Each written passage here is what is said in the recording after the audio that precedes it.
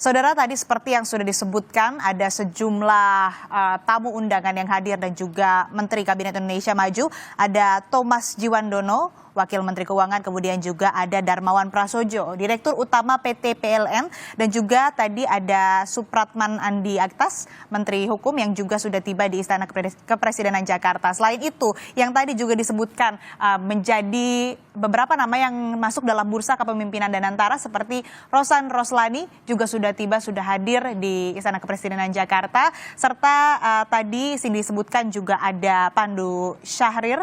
Kemudian ini gambar terbaru, saudara, ada Gubernur Bank Indonesia Peri Warjio yang baru saja tiba di Istana Kepresidenan Jakarta.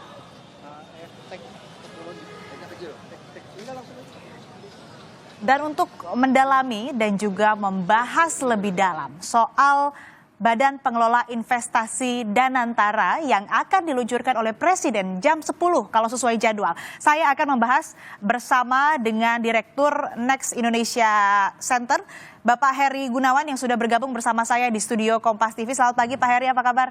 Baik, selamat pagi Mbak Aci. Ya Pak, ini kan publik belum tahu begitu ya, sebagian besar belum tahu apa sih sebetulnya beda antara BPI Danantara dengan Kementerian BUMN, walaupun dua-duanya sama-sama punya tugas atau punya tanggung jawab langsung ke Presiden. Ini kalau yang umum tuh sepak bola lah ya. Kita kalau lihat bola ini, Danantara Kementerian BUMN itu seperti FIFA yang membuat regulasi, dia juga seperti wasit ketika pertandingan itu berjalan. Nah, sementara Danantara adalah klubnya atau kesebelasannya. Jadi Danantara itu adalah regulator, Kementerian BUMN adalah regulator. Dia regulator yang membuat regulasi, mengawasi BUMN sekaligus memberikan sanksi kalau terjadi pelanggaran. Nah, artinya dia akan memberikan sanksi kepada entitas di bawah Danantara itu terhadap BUMN.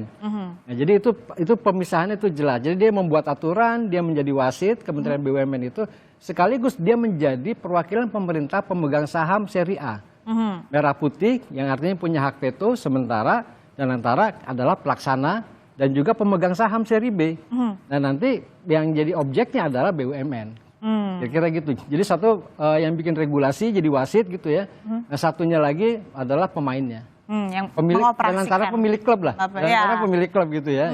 Oke, ini kan juga kalau kita lihat Pak Heri, dibentuknya Danantara ini 4 bulan setelah Presiden Prabowo dilantik atau menjabat sebagai Presiden Republik Indonesia begitu ya. Waktu 4 bulan ini apakah cukup untuk membuat super holding dengan juga ada aset ataupun juga dana yang dikelola ini cukup besar, 15.000 triliun rupiah, dan waktu yang 4 bulan ini juga apakah cukup untuk membentuk dan memastikan legalitas dari super holding Danantara?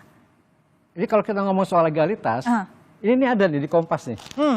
Nih, Danantara diluncurkan, payung hukum ditunggu. Nah itu ya. Nah, ini maksud saya tuh gini, Danantara lahir itu berdasarkan undang-undang, dan undang-undang itu belum jadi lembaran negara, belum dilembar negarakan.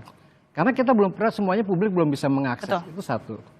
Ketika pemerintah membentuk Indonesia Investment Authority-nya itu, SWF kita, nah itu juga lewatkan peraturan pemerintah. Saya tadinya membayangkan undang-undang ini diturunkan menjadi peraturan pemerintah. Undang-undangnya dulu muncul, peraturan pemerintah sebagai tugas dan fungsinya Danantara. Nah itu kemudian baru Danantaranya diluncurkan, mungkin berbarengan dengan PP. Nah setelah itu tata laksana organisasinya seperti umumnya kementerian itu dibuat melalui peraturan presiden. Nah ini tiga-tiganya kan belum ada nih, undang-undangnya juga baru diketok, tapi lembaran negaranya kita belum lihat. Nah ini menjadi agak rapuh menurut saya dari sisi hukum ya. Mungkin nanti yang bisa bicara lebih jauh itu orang tata negara lah.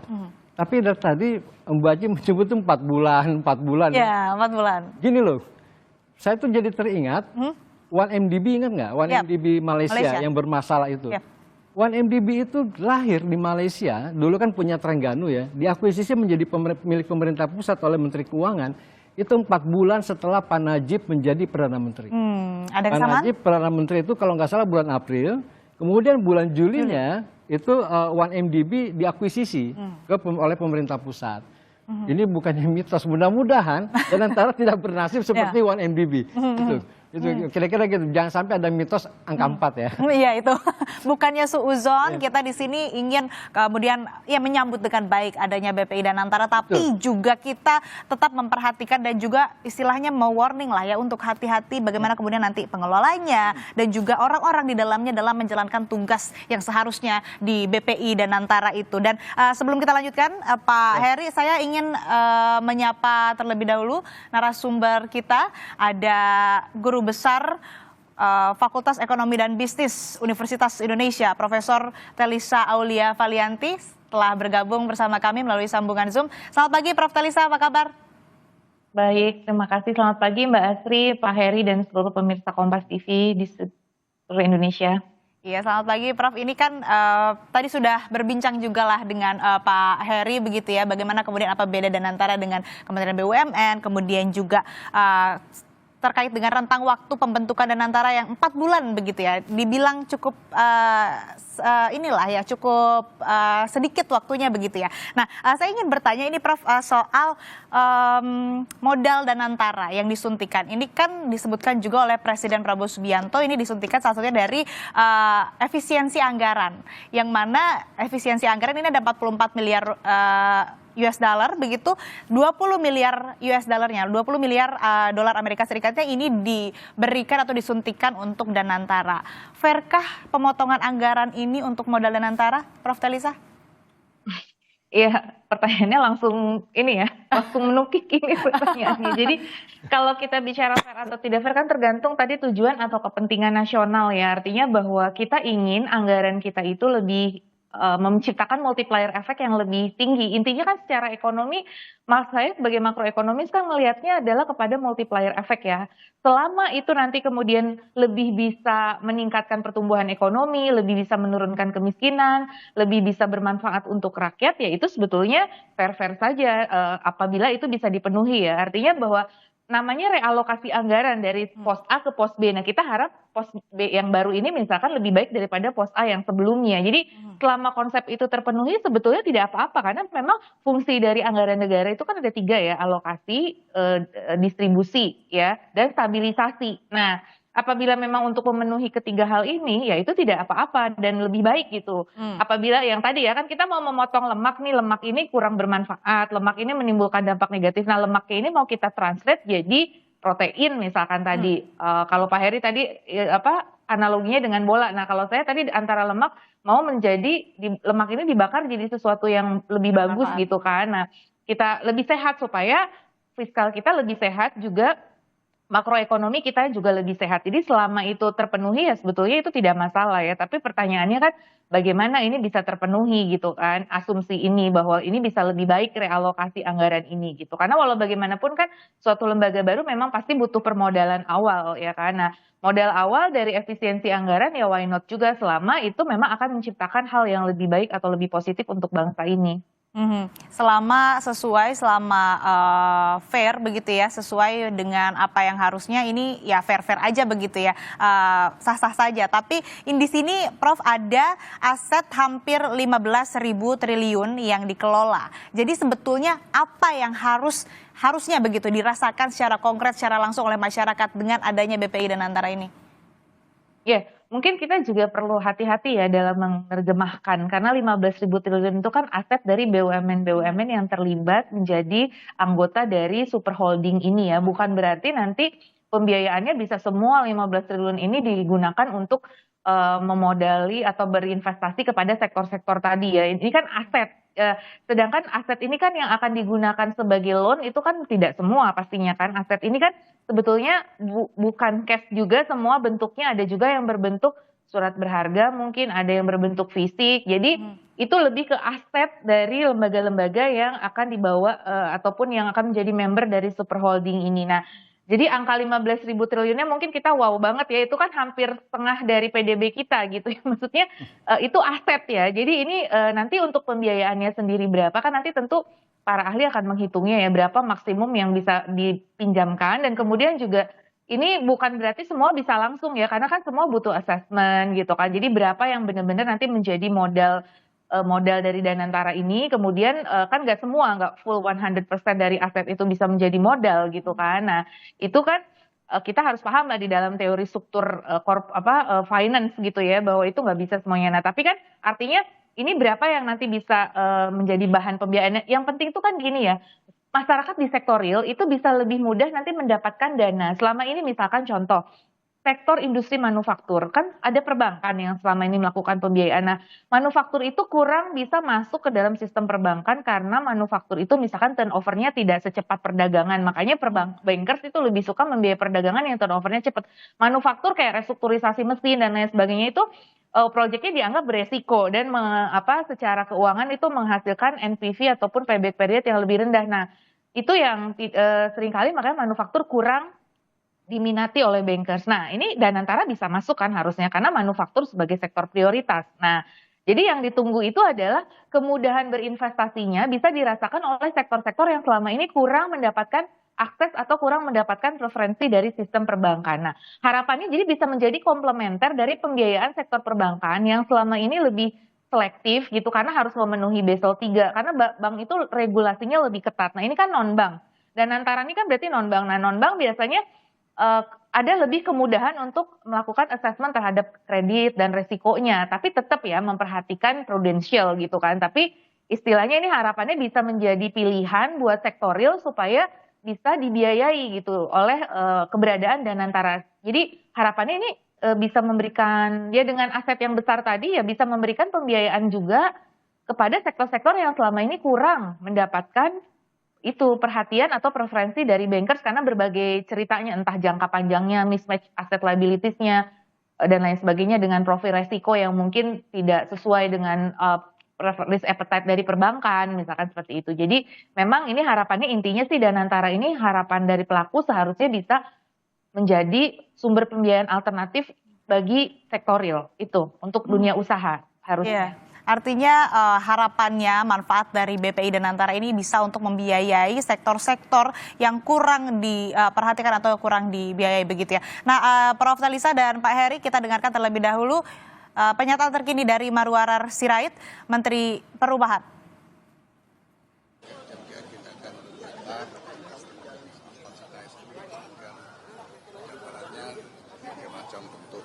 Langkah dan semuanya kan jelas secara eksplisit dinyatakan itu. Baik, saudara, kita akan membahas lagi. Ini kan ada aset jumbo dikelola juga. Ini asetnya sangat jumbo, artinya ada risiko pengelolaannya seperti apa. Jangan sampai seperti 1MDB Malaysia. Nah, kita akan bahas lebih lanjut, tapi usai jeda tetaplah di Breaking News Kompas TV. Anda kembali menyaksikan Breaking News Kompas TV terkait dengan peluncuran Badan Pengelola Investasi Danantara yang akan dilakukan oleh Presiden Prabowo Subianto. Hari ini rencananya pukul 10 di Istana Kepresidenan Jakarta. Sejumlah tamu undangan sudah hadir.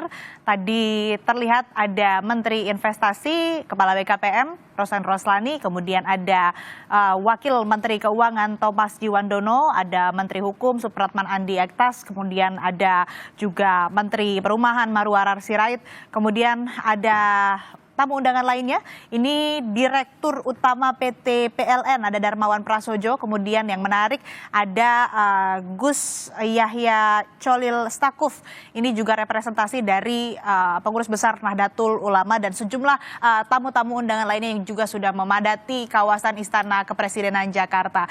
Nah, kita akan kembali lanjutkan perbincangan bersama dengan Pak Heri Gunawan dan juga Prof. Talisa.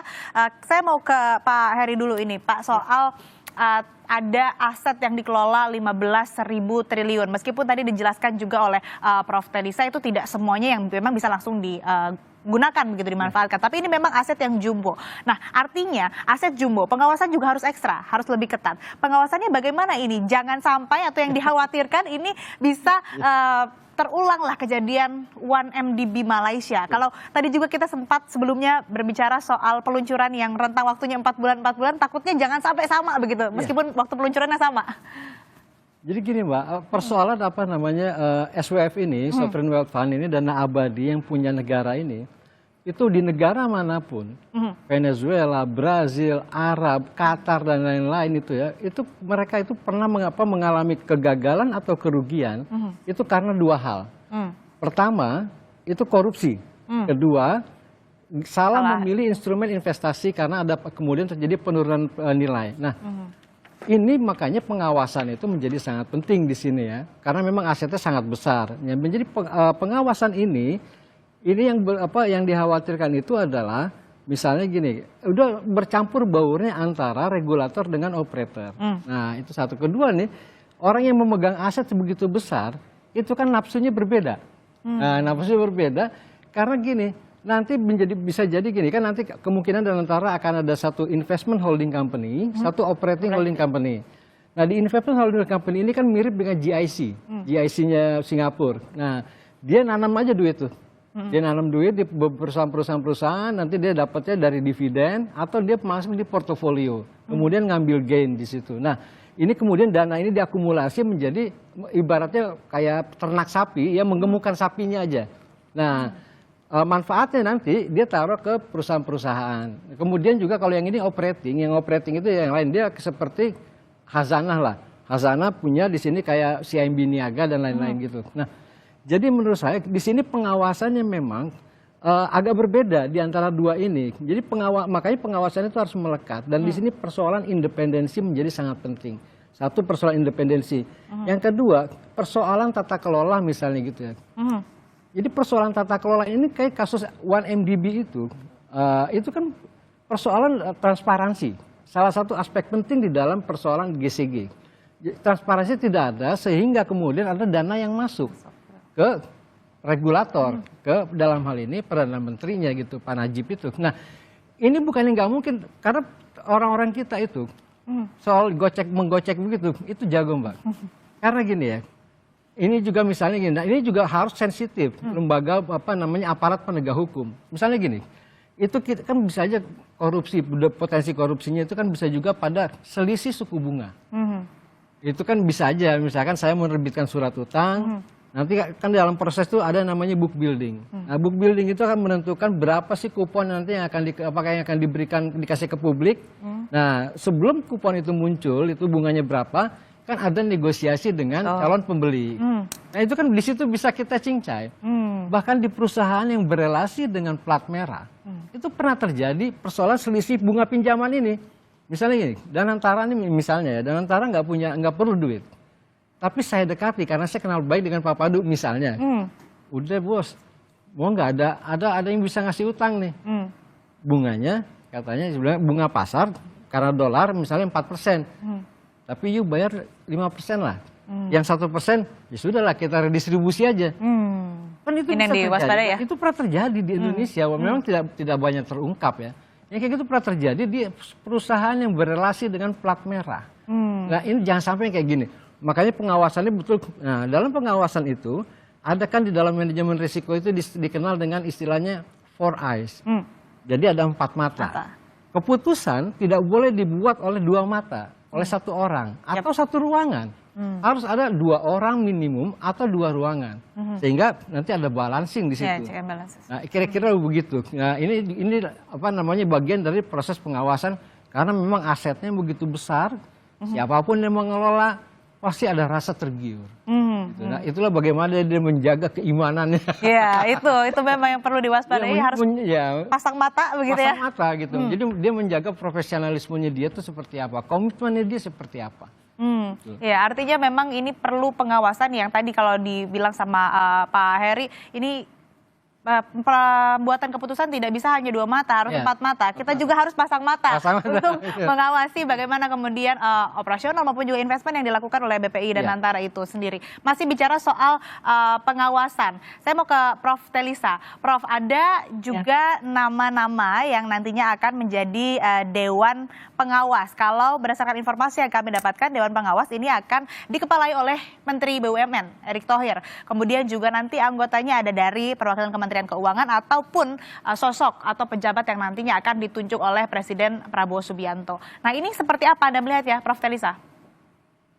Ya, tentu tadi banyak sudah disampaikan oleh Pak Heri dan banyak sekali ya diskusi mengenai ini terkait dengan penerapan good corporate governance ataupun good public governance ya. Jadi memang tata kelola dan transparansi itu adalah kunci sukses dari suatu lembaga seperti Danantara ini. Jadi memang kalau saya kan based on research ya, jadi beberapa literatur studi mengenai keberhasilan, ini kan semacam sovereign wealth fund ya, semacam SWF. Jadi beberapa keberhasilan SWF itu kuncinya adalah di GCG-nya itu, atau di corporate governance, atau di good public governance. Jadi dan juga di transparansi. Jadi SWF yang bagus, yang berkembang dan sehat itu tentunya yang corporate governance atau governance-nya ya, baik corporate ataupun publiknya itu memenuhi standar yang baik itu.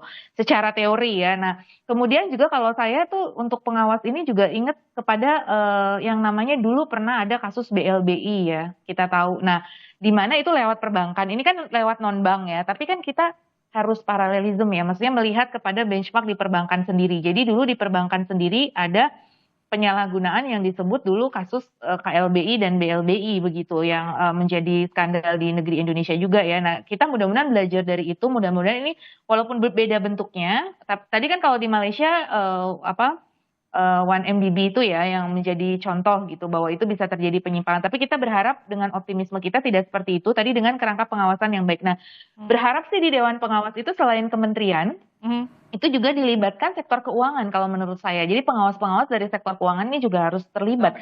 Karena walau bagaimanapun ini akan mempengaruhi financial system stability secara keseluruhan. Karena ini kan nanti dana-dana pemerintah ini kan semuanya juga ditaruhnya di perbankan, jangan lupa. Nah, nanti kalau ada penyimpangan-penyimpangan, ini akan mempengaruhi ke sektor keuangan atau perbankan itu sendiri. Nah, itu juga makanya pengawas dari perbankan sih menurut saya perlu ya. Karena apa? Karena di perbankan itu sendiri, itu aturannya itu biasanya sudah lebih jelas ya. Jadi bagaimana nanti peran dari OJK, Bank Indonesia, ataupun LPS misalkan sebagai anggota dari Komite Stabilitas Sistem Keuangan itu juga punya peran ya di dalam pengawasan selain lembaga-lembaga auditor seperti tentunya KPK dan BPK ya. Itu perlu. Cuma kan memang kita tahu dari Undang-Undang BUMN sendiri agak sulit ya, itu harus persetujuan DPR kalau tidak salah ya pengawasan itu. Nah, harapannya ini juga DPR bisa lebih aware terkait dengan hal itu karena memiliki peran juga di dalam pengawasan. Tapi menurut saya intinya pengawas-pengawas dari lembaga keuangan itu juga harus dilibatkan karena nanti ini akan in relation kena juga ke sektor keuangan seperti itu. Jadi karena kita dulu ingat SMI dan SMF ya. Jadi ada SMI atau sebagai Special Mission Vehicle itu juga berada di bawah pengawasan OJK seperti itu. Jadi ini juga apakah di bawah, nah ini sepertinya berbeda dengan itu karena ini lebih tinggi ya statusnya secara kelembagaan ataupun secara besaran. Nah, tetapi gini, lembaga kecil aja seperti SMI dan SMF itu kan harus diawasi juga oleh regulator sektor keuangan seperti itu. Jadi paling masukannya itu sih. Jadi apakah regulator sektor keuangan dan tentunya regulator pengawas yang memang benar-benar mengawasi secara seperti BPK dan KPK itu ya, itu memang perlu dilibatkan juga seperti itu. Tapi juga regulator sektor keuangan itu juga sepertinya perlu karena ini akan berhubungan dengan sektor keuangan, akan memiliki dampak juga ke sektor keuangan. Regulator sektor keuangan dan juga tadi BPK maupun KPK juga harus dilibatkan dalam pengawasan ini begitu ya, Prof. Kalisa. Kalau kita bicara lagi soal risiko dari pengelolaan aset yang jumbo 15.000 triliun begitu ya, secara stress test ini akan sesistemik apa bagi Indonesia kalau aset kelolaan 15.000 triliun ini bermasalah?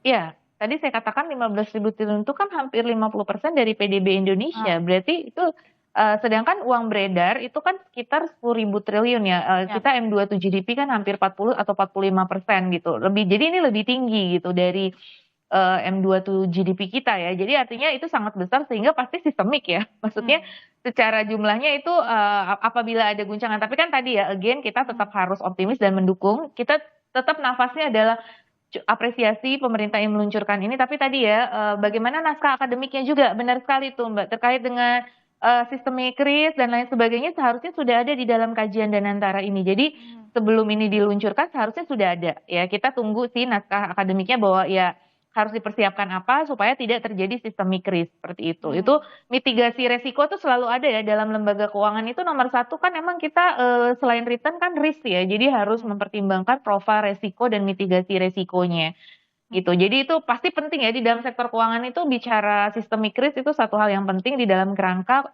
stabilitas sistem keuangan secara keseluruhan seperti itu. Memang benar ini akan berdampak positif tapi tadi risknya juga ada ya, itu tadi makanya betul-betul harus dikelola dengan baik. Jadi kita harapannya tentu ekspektasi dari kita sebagai akademisi ya, terutama saya dari sisi pribadi sebagai akademisi mengharapkan itu tadi ya pengawasan yang sangat baik seperti itu, dan juga itu menghindari sistemik risk ini. Mitigasinya tentu harus ada karena tadi berkaitan dengan aset yang cukup besar seperti itu.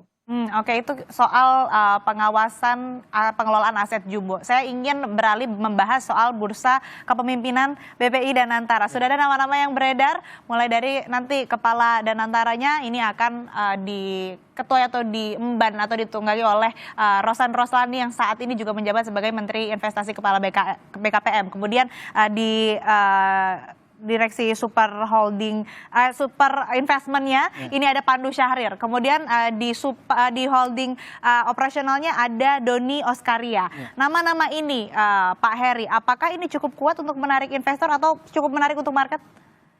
Memang betul begini ya, terkait dengan orang-orang ya. Ya. Ini para investor itu selain dia memperhatikan ketika misalnya dia ingin bermitra, katakanlah joint venture, atau dia ingin belanja.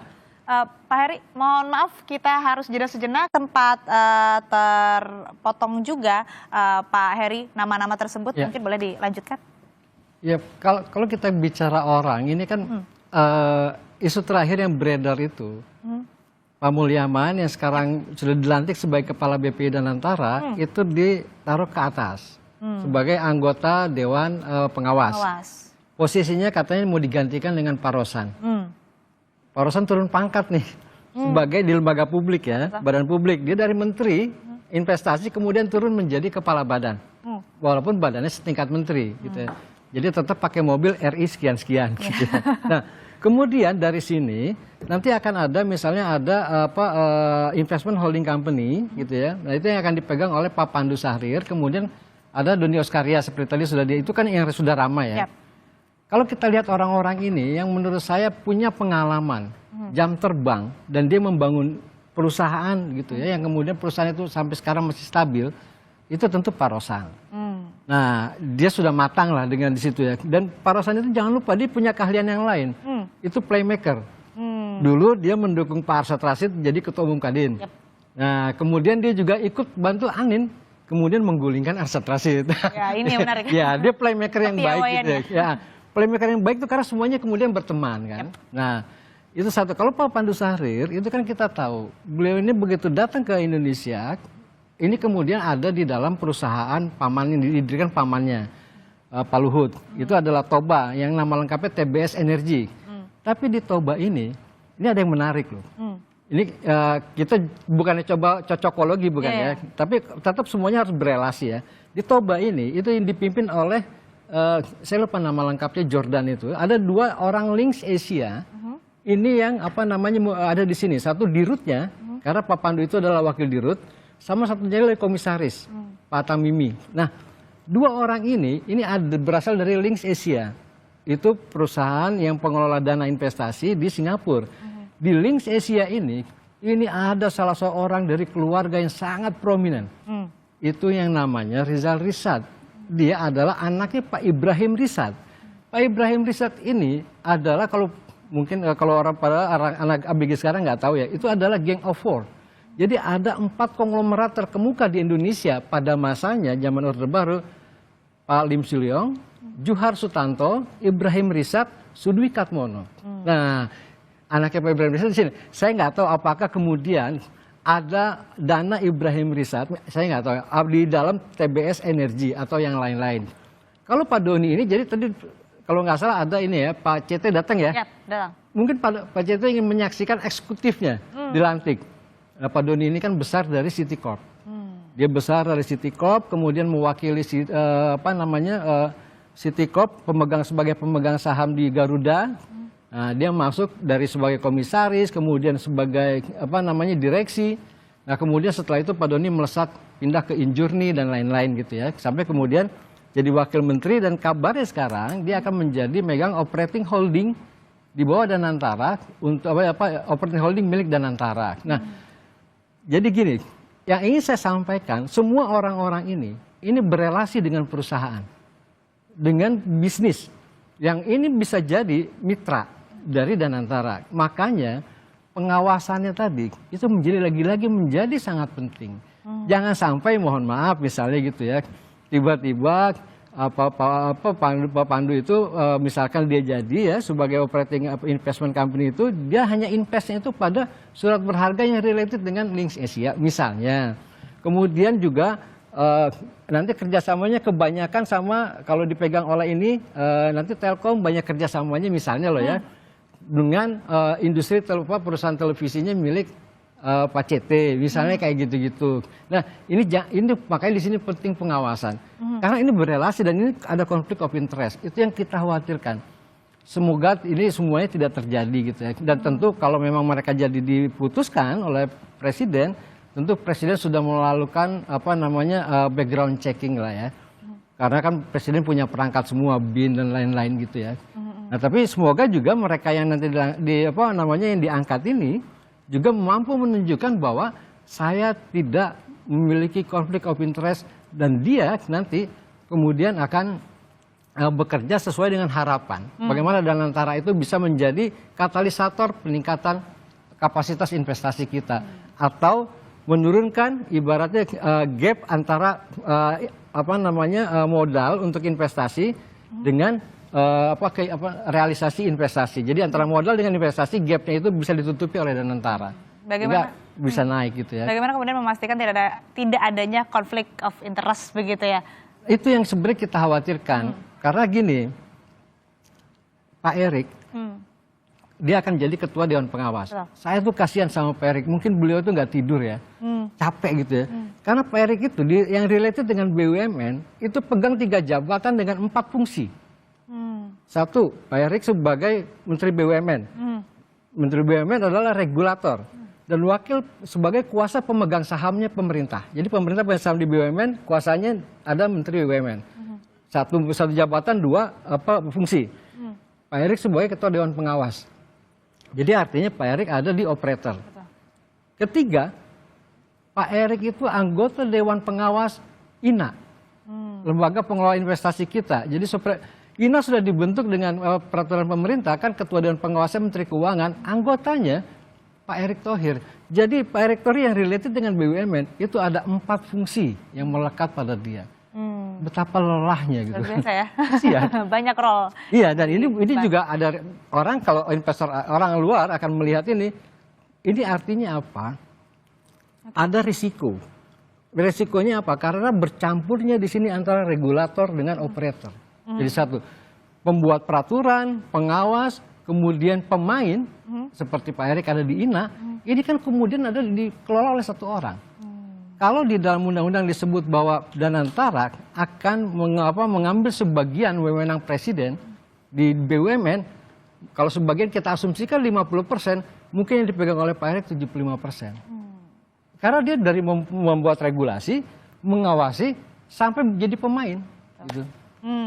Oke, menarik ini saya ingin ke Prof. Talisa dulu, Ya, Pak Heri. ya. Saya mau bicara soal rasio investasi Indonesia yang menurun sejak tahun 2013 ini mentok sekitar 30% terhadap PDB begitu ya. Betul. Prof. Talisa, ini Danantara punya tugas untuk memutus rantai ini. Kira-kira mampu atau tidak?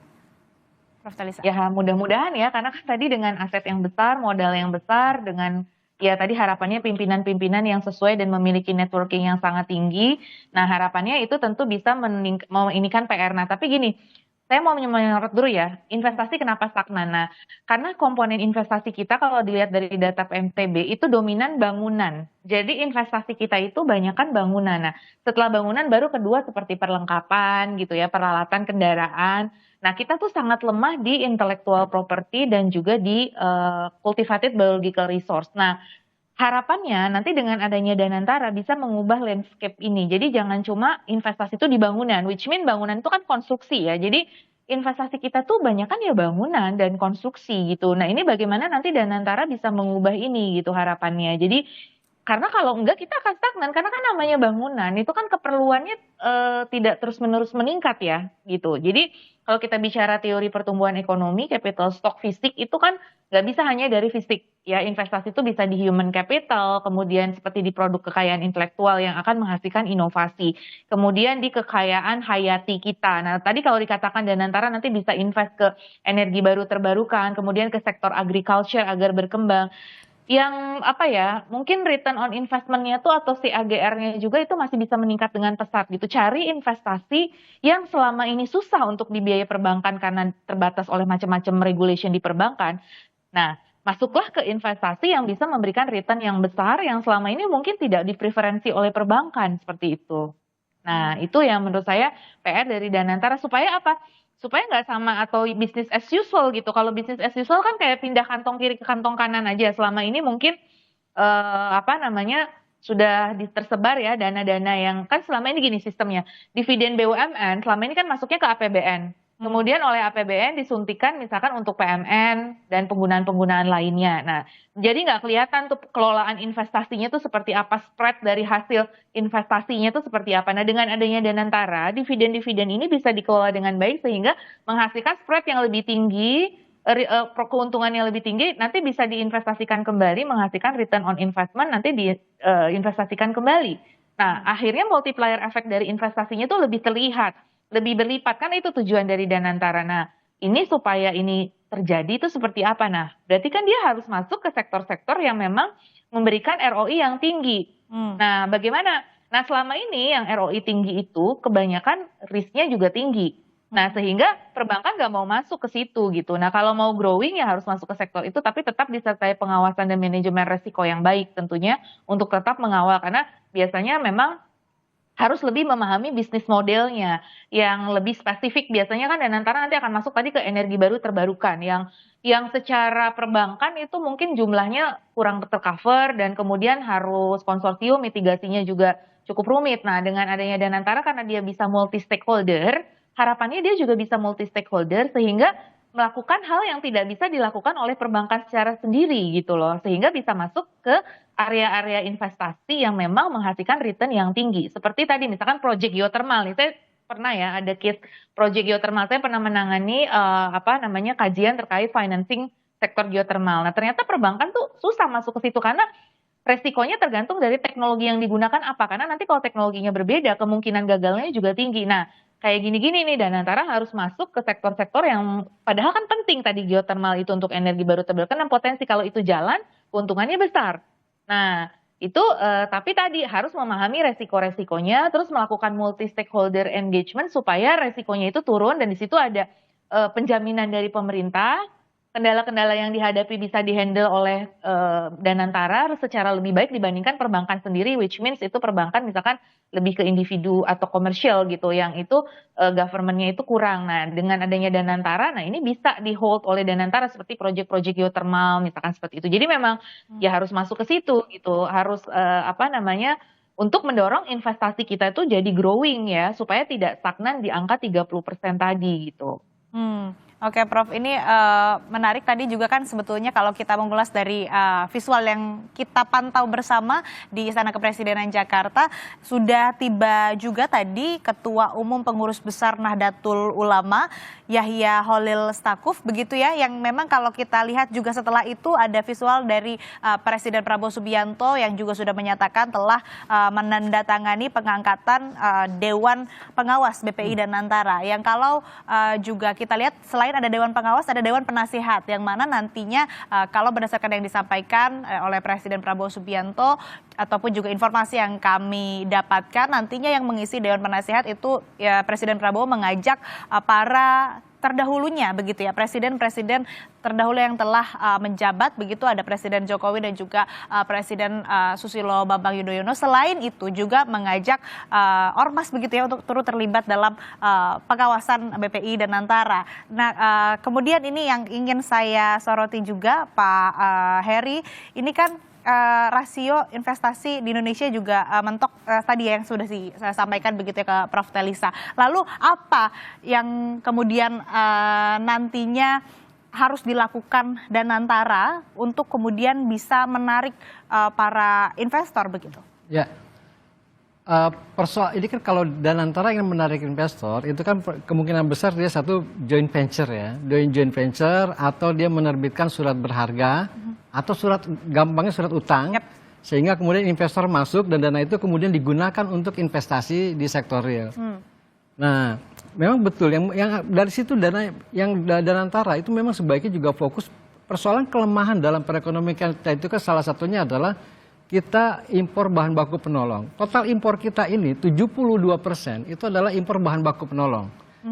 Ini artinya ada processing di sini. Ini industri pengolahan. Dan industri pengolahan memang tadi seperti Bu Telisa bilang, itu kan memang menjadi ada risiko kalau perbankan pengen masuk ke situ. Kemudian memang kita sekarang lagi trennya ESG, keberlanjutan, maka energi terbarukan yang mau didorong. Tapi kita juga punya persoalan fundamental di persoalan listrik. Kenapa? PLN itu pelaku regulator juga sebagai operator. Coba deh, PLN masih pegang monopoli distribusi listrik. Sekarang gini, saya mau investasi nih, energi terbarukan. Kan listrik itu sebetulnya saya nggak bisa bawa dalam baskom kan. Saya harus pakai transmisinya milik PLN. Artinya apa? PLN yang akan menentukan berapa dia harus membayar itu. Ini kita agak terlambat nih di kelistrikan. Coba lihat di energi. Dulu dipegang oleh Pertamina. Kemudian setelah reformasi direvisi dengan adanya SKK Migas. Kemudian juga ada BPH Migas di hilir. Nah ini kan revisi yang baik, udah Pertamina jadi operator aja. Kemudian di jalan tol. Ada juga BPJT, Badan Pengelola Jalan Tol. Dia membuat regulasi, dia yang mengawasi apa segala macam. Pemainnya Jasa Marga dan lain-lain. Tapi di listrik ini telat. Seharusnya menurut saya PLN udah jadiin aja operator. Jadiin operator supaya ada yang kontrol PLN. Nah kemudian bentuklah yang supaya ini bisa dipakai bareng-bareng nih. Gitu loh. Kan nggak mungkin orang sekarang itu tanam baru segala macam listrik itu pasang kabel baru kan udah nggak mungkin sekarang itu. Nah ini jadi maksud saya memang tidak mudah, dan antara juga punya persoalan ketika dia harus mencari kira-kira sektor apa yang akan dia perlu investasikan. Gitu. Tapi secara garis besar yang kita butuhkan adalah yang tadi. Nah, tapi persoalannya juga ketika kita ngomong energi terbarukan, Pak Bahlil udah ngomong, Amerika aja keluar kok dari Paris Agreement katanya, masa kita cuma anggota nggak mau pakai batu bara itu masih murah.